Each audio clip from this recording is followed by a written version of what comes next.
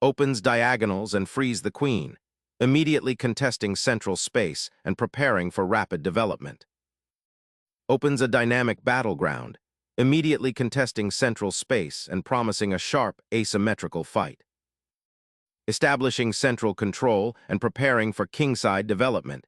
This knight jump anticipates black's typical responses in the Sicilian. Solidifying the pawn chain.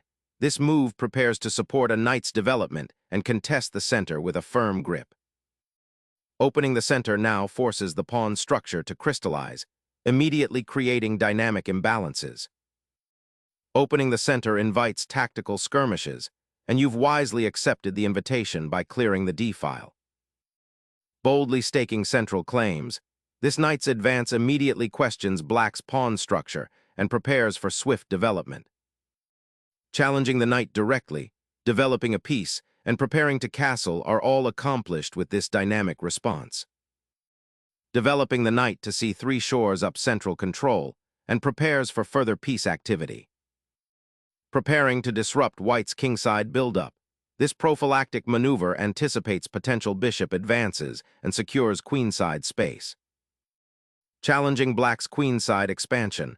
This pawn push prepares to seize space and potentially hinder the knight's development on b8, while also creating a concrete objective for white to achieve. Initiating a central pawn break. Black bravely challenges white's knight and aims to seize more space in the middle of the board, potentially opening lines for their own pieces. This move creates immediate tension, forcing white to make a decision about their knight's fate and impacting the pawn structure for the rest of the game. Shifting the knight to e2 signals a willingness to reposition aggressively, potentially supporting a kingside pawn storm or preparing for a solid defensive setup, while temporarily conceding central influence and creating a slightly cramped position for white's pieces. Opening the bishop's diagonal to connect rooks and support potential kingside, advances gracefully solidifies black's position. Preparing to tuck the king away on the kingside, this move initiates a fianchetto of the bishop, aiming to solidify the pawn structure and create a dynamic battery with the queen down the long diagonal. Opening a diagonal for the bishop and threatening to expand on the kingside, this aggressive pawn thrust aims to disrupt white's harmonious development. It immediately creates a tension, forcing white to decide whether to advance further, counterattack, or consolidate. Consider the potential weaknesses this pawn storm might create for black's own king later on. Unleashing a bishop's diagonal fury, white pins the knight, aiming to disrupt black's queenside pawn structure and potentially expose the king's sanctuary. This aggressive posture forces black to confront the immediate threat, potentially creating weaknesses or allowing white to seize control of key squares. Consider the implications for pawn control and the future of the e-file. Stepping back, this squares the bishop, offering it passive support on the queenside and preparing for potential pawn advances. But it also allows white's knights continued freedom to roam, potentially leading to a cramped position if not handled carefully. Safeguarding the king's diagonal retreat with the bishop offers a flexible defense, preparing for a potential queenside expansion while also anticipating black's aggressive pawn thrust. Unleashing a knight to g4 aims to disrupt white's harmonious development, specifically targeting the f2 pawn and potentially creating discomfort for the king if white isn't careful. This aggressive knight sortie might sacrifice positional fluidity for immediate tactical pressure, forcing white to react defensively rather than continuing their planned queenside expansion. Consider if this tactical adventure truly serves the long-term positional goals or if it's a gambit for initiative that could backfire. Forcing a queen exchange simplifies the position and offers white a chance to gain an initiative by developing a more harmonious piece structure. Reclaiming the queen with this maneuver solidifies black's central presence and prepares for future pawn advances, while also offering a potential respite for the monarch should the center become too volatile. Aggressively pushing the pawn forward on the kingside opens up potential weaknesses for white's monarch, but simultaneously aims to dislodge the troublesome knight that has infiltrated black's position. Returning the knight to its initial square offers a tactical retreat, albeit a passive one, as the earlier knight's sortie onto g4 was met with direct confrontation. This maneuver allows black to reposition their pieces, potentially aiming for a queenside pawn push or regrouping for central counterplay, but it concedes valuable tempo and relinquishes the initiative gained from the adventurous knight foray. The move highlights a slight hesitation in black's development, allowing white to solidify their kingside pawn structure and prepare for a potential kingside attack with increased comfort. Unlocking the queen's potential, white centers the monarch's guardian on a diagonal aimed squarely at black's kingside, setting up a potential battery with the dark-squared bishop and aiming to exploit the slightly exposed pawn structure black has cultivated, particularly the advanced h-pawn which, while aggressive, can become a liability if white can pivot pieces effectively and launch a decisive attack. Securing the central outpost and preparing for a queenside expansion, this piece actively eyes the potentially weak d4 pawn and reinforces the kingside defense. Securing the monarch behind a castled wall now becomes paramount, releasing the queen to its supporting duties and opening avenues for further piece development. The pawn push opens a daring avenue, immediately challenging white's king's safety by forcing a concession, potentially creating a permanent weakness on the g3 square. Launching an aggressive pawn storm forward with g4 dramatically alters the game's character, aiming to pry open the kingside and create attacking chances at the cost of potentially weakening white's own king position. Black's bishop now lands on a fantastic diagonal, eyeing the weakened kingside and putting immediate pressure on the g4 pawn, creating an intriguing tactical situation where white must decide how to defend their king's immediate surroundings. White establishes a central connection for the rooks, aiming to pressurize the d-file and potentially swing this unit over to the kingside if an opening arises, while simultaneously providing defensive cover for the d4 square. An aggressive reshuffling of the rook to the central artery, aiming to wrestle for dominion over the d-file and possibly disrupt white's carefully constructed pawn shield. Unlocking the queenside, white aims to stabilize and potentially expand, but it loosens the b-file for potential infiltration by black's rooks. Swapping off that bishop at e2 immediately addresses white's newfound central control and opens a crucial diagonal for the queen, potentially unlocking further attacking avenues down the semi-open d-file.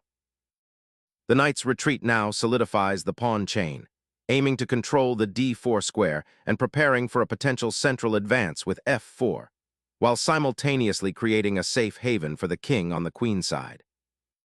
Gaining central space often comes at a price, and the knight's journey to h7 suggests a potential retreat to regroup, aiming to avoid immediate confrontation and perhaps prepare a knight sortie towards f6 or even g5 later on, depending on white's response. Unleashing a queenside pawn storm, this advance immediately grabs more territory and aims to disrupt black's harmony, potentially creating weaknesses on the b-file or forcing a concession on the queenside. Castling now shores up the king's position, aiming to dislodge the opposing knight from its active square and prepare for a potential counterplay along the king's flank. Exploiting the slightly advanced pawn, this thrust aims to disrupt black's pawn structure and gain critical space on the queenside, potentially opening lines for white's rooks. Black's knight retreats to b8, a surprising decision that momentarily loosens the queenside structure and relinquishes central influence, opting for a subtle positional realignment rather than immediate confrontation. This maneuver suggests a deep strategic patience, perhaps aiming to redeploy the knight to a more secure or active square later, or to facilitate the advance of the b-pawn, although at the cost of losing valuable tempo and allowing white to seize initiative on the queenside. A fascinating attempt to redeploy the knight, aiming to bolster the central presence and prepare for a potential pawn thrust on the queenside, or perhaps even a regrouping towards the kingside. Consider the long-term ramifications of this repositioning. Is this knight truly finding its optimal square here, or is it merely shuffling in place while black solidifies their structure? The initiative white enjoyed earlier has certainly waned, and black's pawn advances on the kingside, despite appearing somewhat aggressive, have opened lines that could become problematic. With the queenside now potentially under pressure, this knight's journey might be more about future possibilities than immediate impact, a subtle dance of positional maneuvering. The knight's retreat to f6, after a daring foray to g4 and a subsequent exchange, feels like a defensive consolidation, a necessary step back to shore up the kingside's weakened pawn structure on h4 and prepare for potential pawn advances on the queenside. The bishop's retreat to f1 signals a subtle restructuring of white's defensive web, aiming to consolidate the king's safety by adding another layer of protection and preparing for potential pawn advances on the kingside or queenside without leaving the monarch exposed. Asserting presence on the open c-file, this rook immediately challenges white's control and signals a potential endgame transition, where such open lines become crucial. Unleashing a pawn thrust, white attempts to pry open lines on the kingside, potentially aiming to expose black's monarch and create attacking opportunities. That knight on h7, while safe for the moment, looks incredibly awkward, like a piece stranded on a deserted island, with no clear role or contribution to the ongoing skirmish. Black is essentially playing with fewer active pieces in the center and queenside, a significant positional disadvantage that white will likely exploit. The knight's leap to d5 pierces the pawn chain, aiming to exploit the kingside tension that white has meticulously built, potentially threatening a deep infiltration or forcing concessions around black's centralized king. The knight's audacious leap to d5 creates a significant fork, but qd8, while defensive, surrenders central influence and allows white to solidify their control over the e-file. Unleashing a pawn storm with f4 aims to fracture black's central defense and seize control of the d5 square, potentially opening lines for white's rooks and queen to exploit. By striking at the d5 knight and opening lines, black injects immediate tactical chaos into what was becoming a rather static position, forcing white to choose between solidifying the knight's central presence or allowing a potential pawn structure imbalance. The queen's re-entry into the fray immediately challenges the pawn structure, aiming to break the siege on the kingside and exploit the slight overextension caused by black's ambitious pawn push. Unleashing a knight sacrifice on g5 dramatically alters the immediate tactical landscape, hoping to disrupt white's queenside pawn structure and generate counterplay against the king. But it requires precise calculation to avoid a material deficit without compensation. Re-establishing central control and preparing to contest the open c-file becomes paramount after black's aggressive pawn grab. Gaining the initiative on the queenside with the pawn push now feels precarious, as it opens a potential diagonal for your bishop and threatens to create unstoppable passed pawns if white plays carelessly. Reclaiming the initiative, qf2 now looks to control the central light squares and potentially prepare for a kingside pawn push, aiming to dislodge black's knight from its seemingly secure outpost. Seizing the open file after black's aggressive pawn push, this capture immediately seeks to disrupt white's central pawn structure and reevaluate the board's dynamic. Unleashing the queenside pawn roller, this decision ignites a fierce battle for open files and potential breakthroughs along the b-file, transforming the board into a dynamic arena of tactical skirmishes and positional maneuvering.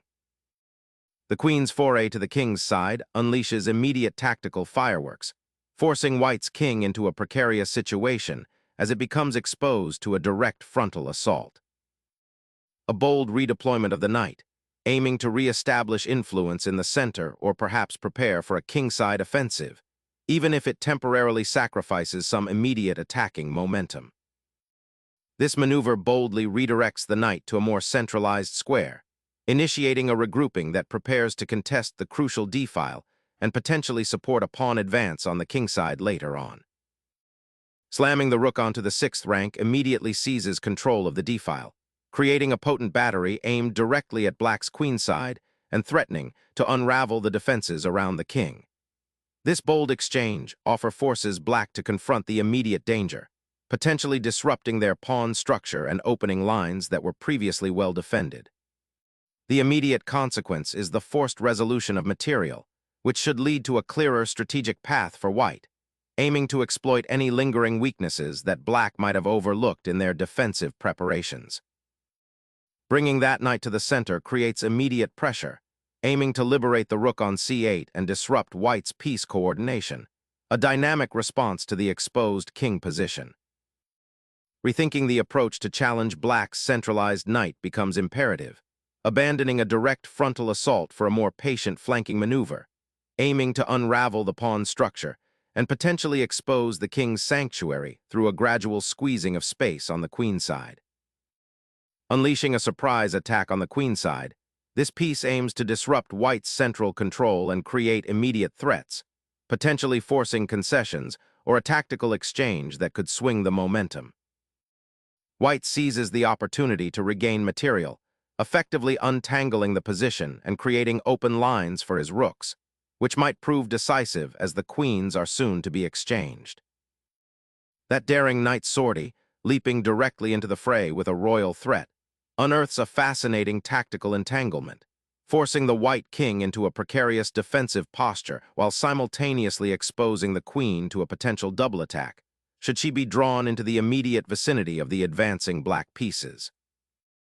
The monarch scrambles for safety as the knight's foray creates a powerful discovered attack, exposing the king to immediate danger and forcing a defensive posture.